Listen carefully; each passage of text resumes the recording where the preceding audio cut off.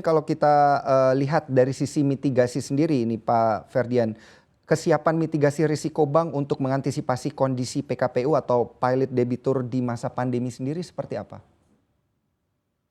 Ya, jadi untuk pertama-tama yang pasti Mhm. dari pihak bank, yang utama adalah melakukan pencadangan ya, pencadangan tadi yang, untuk kualitas kredit. Yang kedua juga, melakukan klaim ke asuransi, dalam rangka ataupun penjualan agunan dalam rangka memitigasi dari debitur yang mengalami pilot.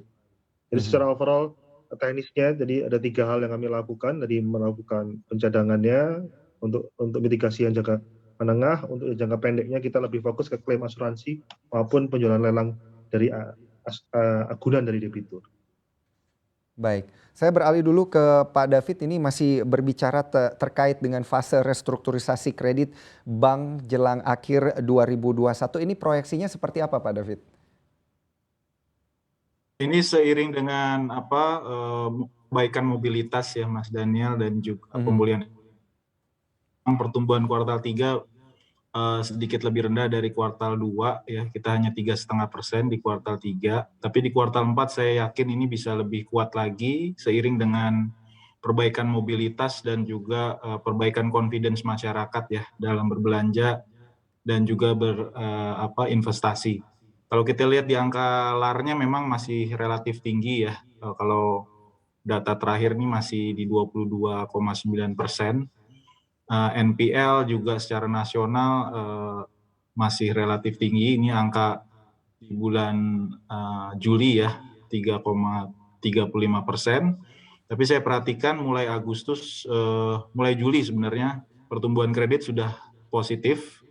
Di Agustus 1,16%, angka non official dari OJK 3,1% di September. Ya, jadi kelihatan pertumbuhan kredit bisa mengarah ke 5-6% secara nasional kelihatannya, Mas Daniel. Jadi saya cukup optimis apalagi di kuartal 3 ini kita dapat blessing in disguise ya. Dikala negara-negara lain mengalami disguise, yaitu berupa kenaikan dan krisis energi sebenarnya ya di beberapa negara seperti China, India, dan Mhm. beberapa negara Eropa, kita mendapatkan ibaratnya tanda kutip durian runtuh ini berupa kenaikan Mhm. harga komoditas seperti CPO, batu bara, dan komoditas Baik. mineral dan perkebunan lainnya, Mas Daniel.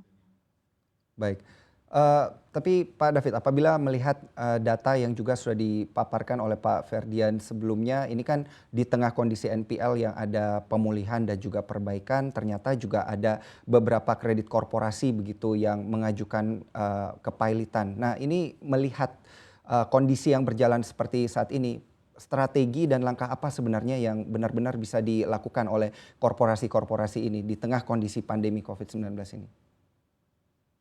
Beberapa sektor memang masih Mhm. terdampak negatif ya, dengan perlambatan ekspor, beberapa sektor juga mengalami pelemahan permintaan di satu sisi.